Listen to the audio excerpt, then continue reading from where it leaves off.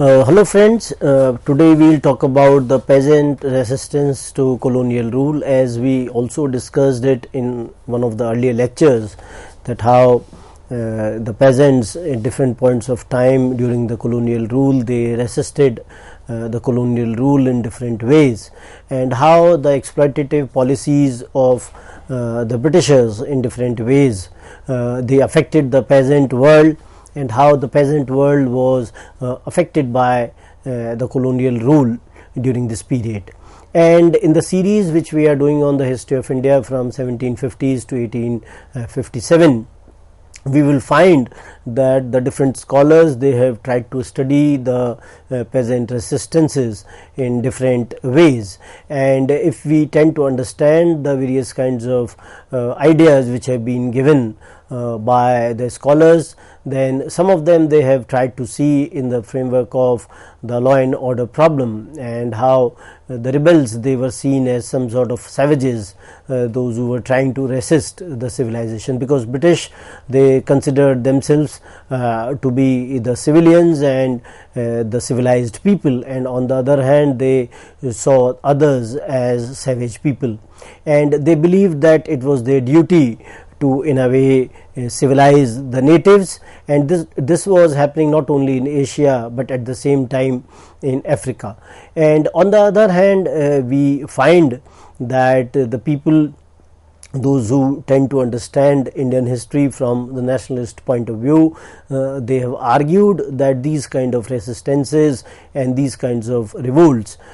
basically were some kind of precursor to the national movement, and the idea of nationalism was definitely ingrained in these kinds of revolt, and they can be seen in the framework of the national revolts as well. And we see that some of the scholars, they see these revolts as pre-political in nature, because they tend to understand them in that context, that these revolts, they did not have any kind of organization, they were lacking any kind of a program, and at the same time they did not have any kind of ideological orientation as well. But these kinds of scholars like D. N. Dhanagare, who has argued from this perspective, and on the other hand, scholars, those who are the subaltern scholars, and the school of subaltern was pioneered by Ranjit Guha, who has argued in this framework that there was nothing in these movements which we can argue that it was not political in nature, and everything which was associated with these movements was political in nature. So this idea of being pre-political and being political has been discussed by the various scholars at in the context, and the subaltern studies, they have made a lot of important contribution in this particular framework. And we find that in this context, some of the movements, like in Bengal, we find the Tariq-e-Muhammadiyya under the T2 Mir, and how he was initiated by Sayyid Ahmad Barelvi, and how he was in a way engaged in this particular kind of a movement, and how he tried to mobilize masses so that they join the movement, and he was quite successful in that context, in the framework of mobilizing the masses, and how the people, those who joined him, were in a way came from the poor Muslim peasants, and they were the poor weavers as well. And so peasantry was in a way trying to self-assert in some way, and it was also trying to challenge the established relations of power which were there, and how the local zamindars, they were trying to curb them in various ways by imposing, for example, a tax on beard. So the way the peasantry was trying to challenge the established notions of power, how they wanted to seek justice for themselves, the way they were being crushed by the triple burden of the Sarkar, Sahukar and Zamindar, that how Sarkar was supporting the Sahukar as well as the Zamindar, and the establishment of the law codes or the kacheris was also not in their favor, and how the various apparatus of the state, they were being used by the local powers in that context, that the kacheris, for example, or the police which was there, which was also supportive of the people, those who belonged to the elite sections, the people, those who were wielding power at that point of time. And they also had that kind of a muscle strength, that a number of lathial or lathet, they were in a way kept by these people, and they were being used to in a way crush the peasantry. We also find that these kinds of movements, especially the Titu Mir and his followers, they were trying to defy the kind of authority which was there. They did not want to in a way respect the authority which was in a way represented by the local zamindars or the indigo planters and the state, and they wanted to establish their own regime, and they wanted to start collecting taxes and struck terror in that region. And Gautam Bhadra has argued that the government mobilized army and artillery,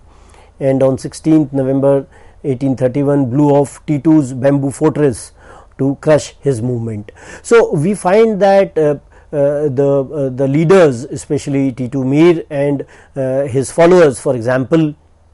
they did not want to in a way accept the authority of the state, and when they wanted to crush the authority of the state, then they had to show that they were more powerful than the state, and they had to in a way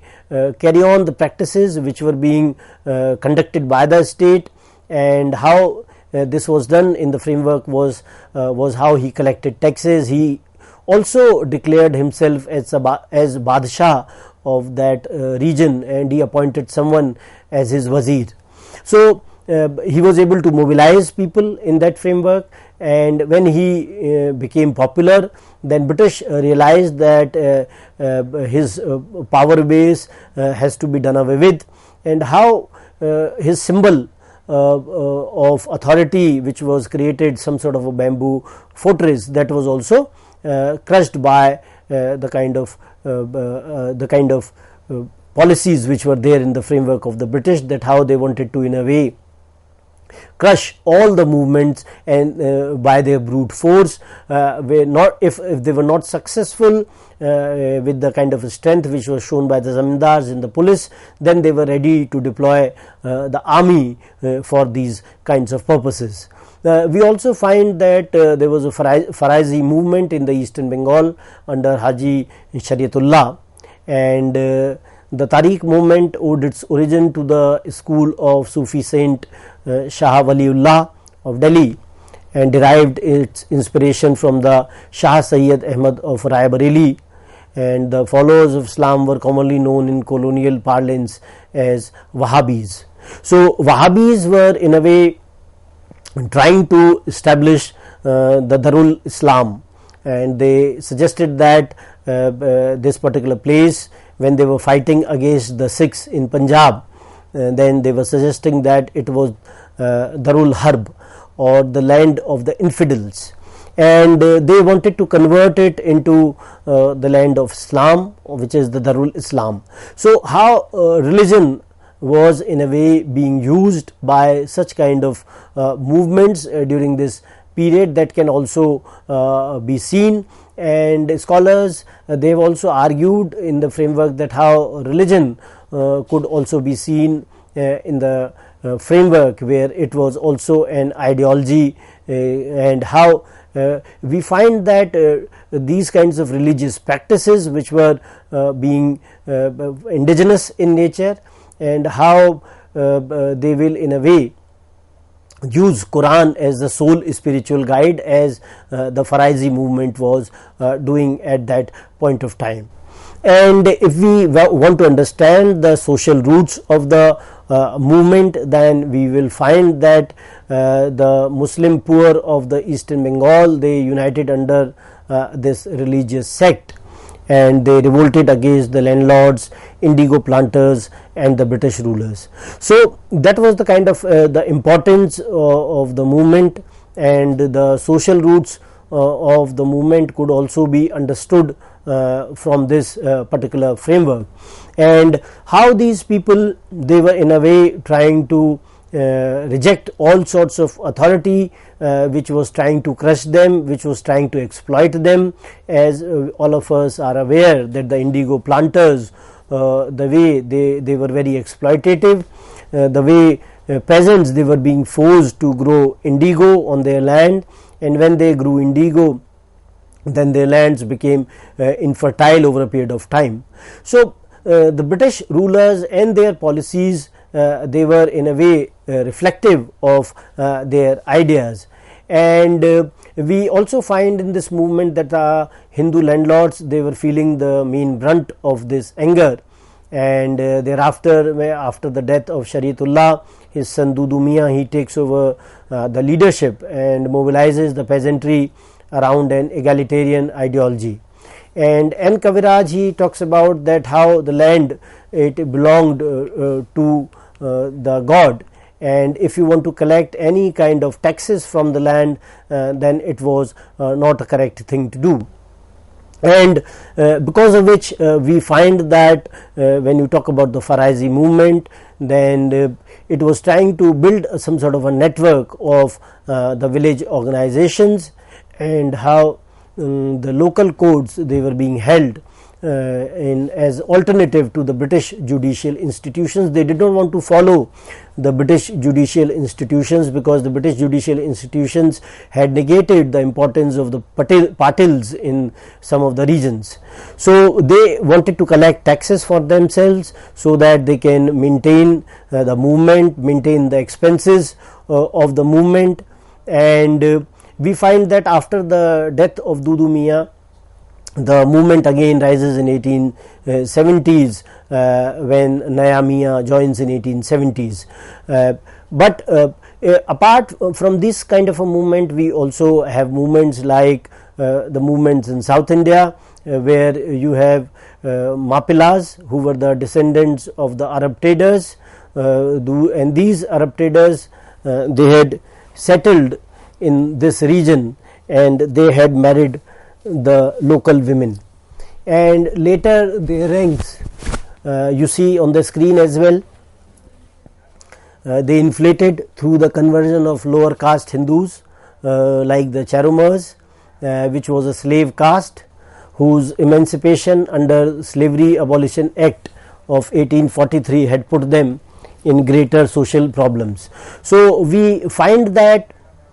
especially in South India, these kinds of uprising, Mapila or Mufla uprising, and at different points of time, Mapilas, they rose in revolt against the British. And we also find that how this kind of a community, it over a period of time became dependent on agriculture, and when they became dependent on agriculture, they had to come in contact with the British apparatus, which was there in the context of the agrarian relations, and how these people, they were also being exploited by the agrarian relations which were established by the British. So we find that how British,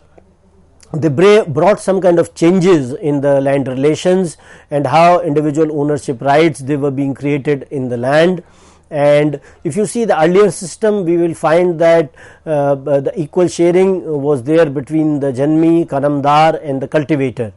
But on the other hand, when the British, they brought this kind of a change in the land relation, we find that British, they upset this kind of an arrangement which was there earlier. And now Janmi or Janmi tenure, he was regarded as the absolute owner of the land,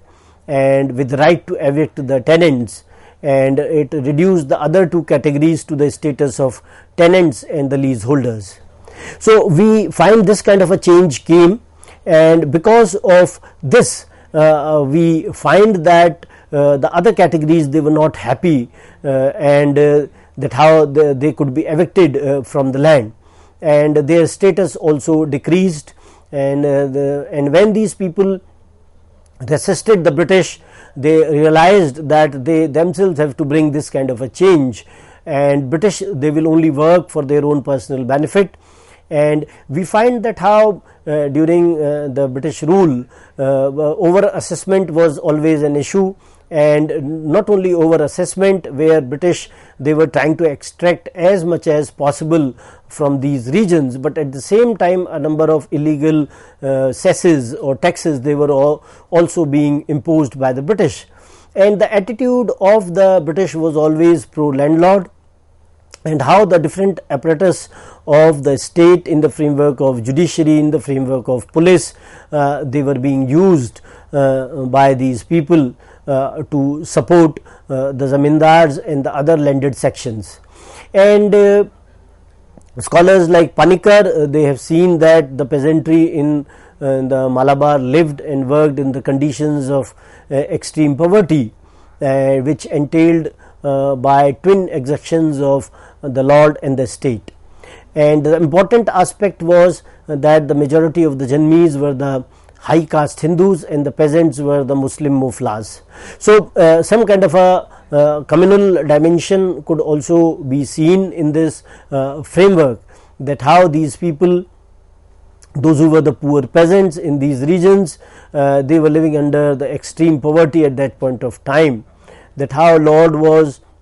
or the landlord was, trying to exploit them in the different ways, and the state was also supporting the landlord in this aspect. And this dimension, where we find that both these the high caste Hindus, they were the Janmis, and the peasants on the other hand, they were the Muslim muflas.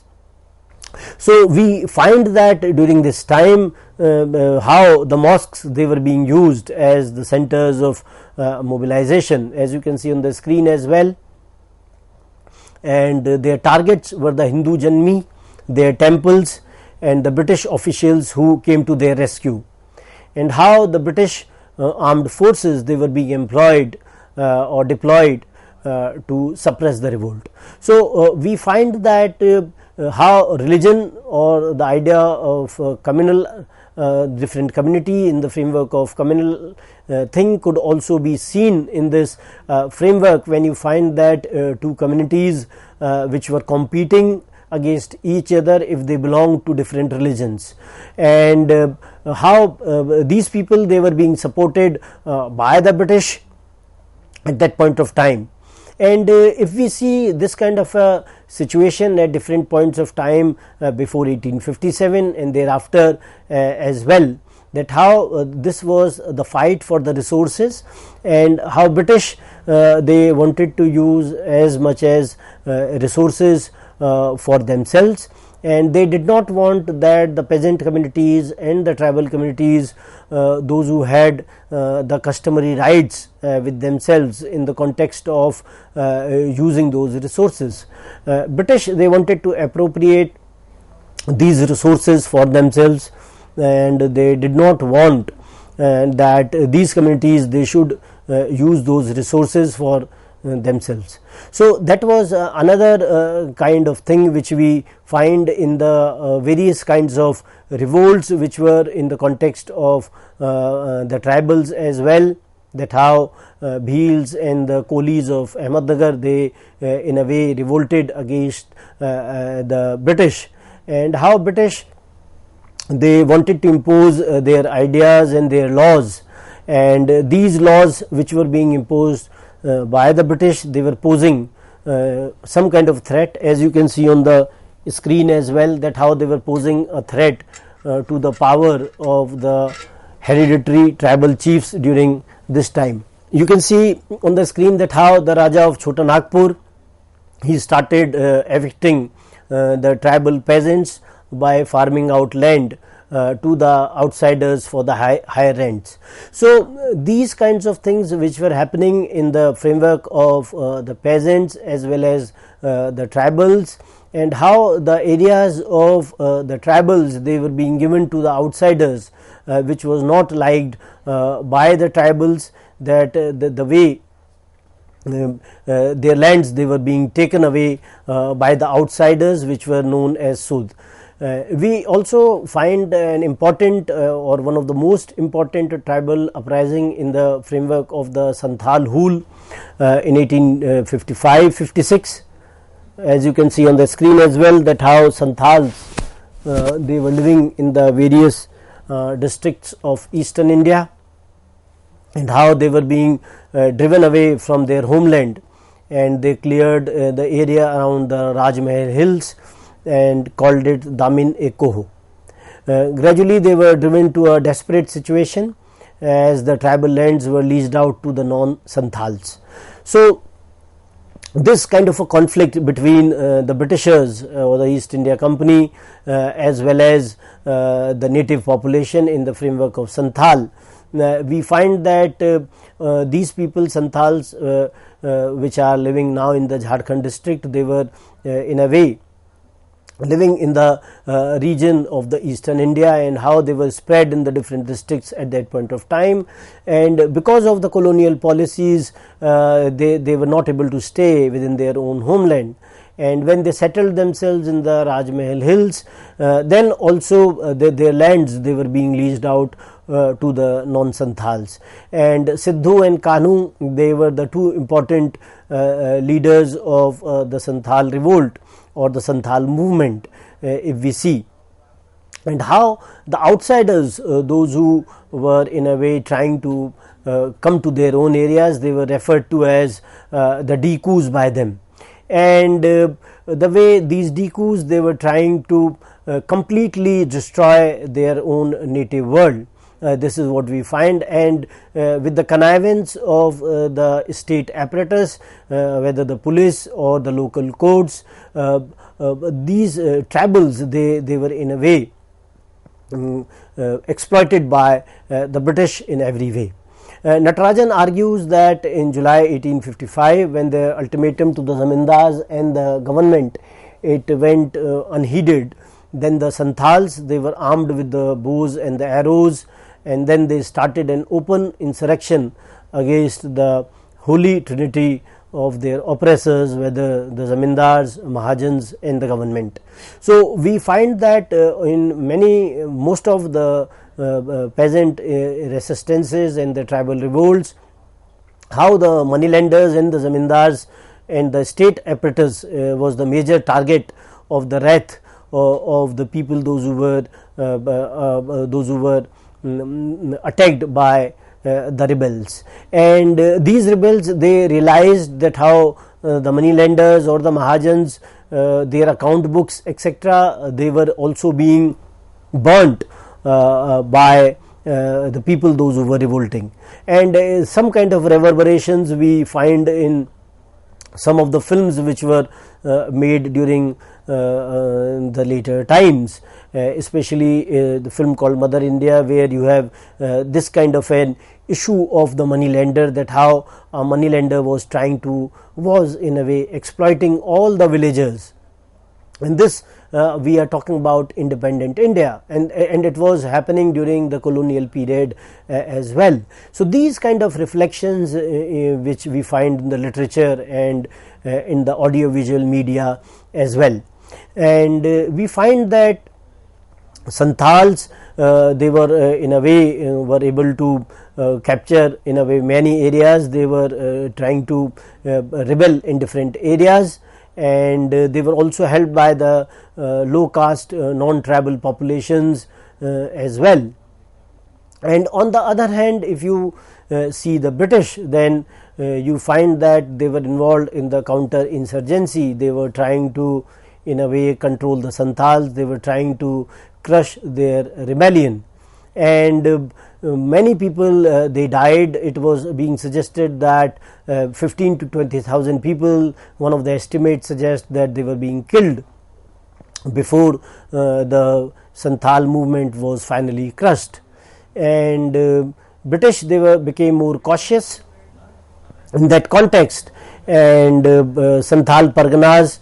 they were also being created after some time. Some of the distinct areas in which Santhal lived, they were created into the Santhal Parganas so as to protect their culture and identity.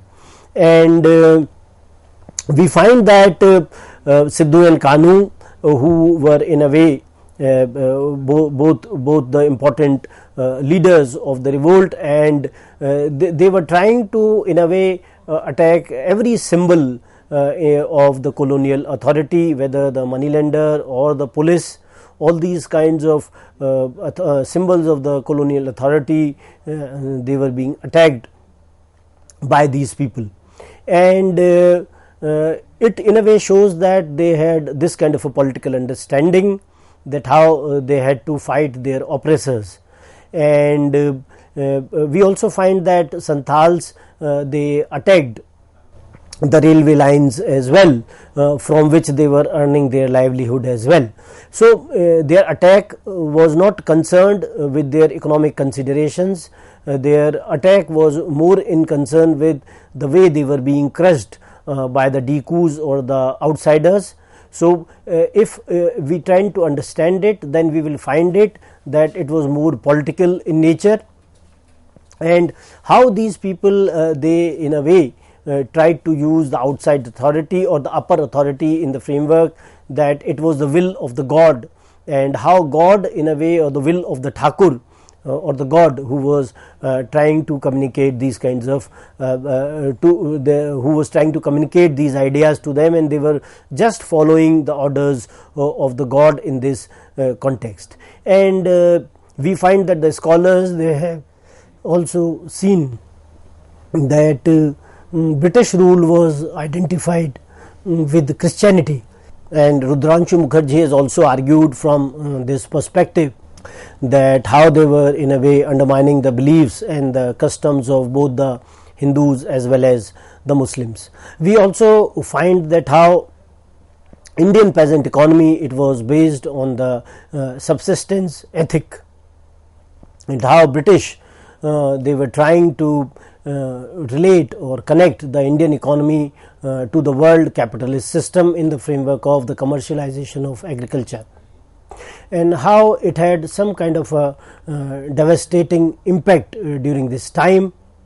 and how the land relations or the property relations they also change at this point of time, and the high land revenue demand of the state at this point of time was creating such kind of situation where a lot of corrupt practices and the way the revenue was being collected during this time. So these were the kind of issues which we see during this period, and we also find that because of the British policies, the way British they were using all such kind of a nexus of the zamindars and the daroga, and how the various courts etc. also supported the British in every way, and because of which we find that the various kinds of laws, especially the sunset laws etc., they were being used, and the new kind of a credit nexus which emerged during this period. All of this contributed to a situation where we find that the peasants as well as the tribals, they were at the receiving ends, and how the lands of the tribals, they were being encroached during this period, and their autonomous domains of power, freedom and culture, they were also being taken away. And scholars they have tried to understand the peasant resistances from these perspectives, and as you can see on the screen as well, the idea of Ranjit Guha, that how the peasants, they were aware of the relations of power in the rural society, and they were determined to overturn that structure of society. So I'd like to end this discussion on this note, that how we can understand the peasant resistances in this particular framework, in the way the subaltern school they have functioned, and how Ranjit Guha, he has made some kind of a pioneering effort where peasant resistances could be seen in the political framework, and how the consciousness of the peasant was very real, and he was very well aware of what he was doing. Thank you very much.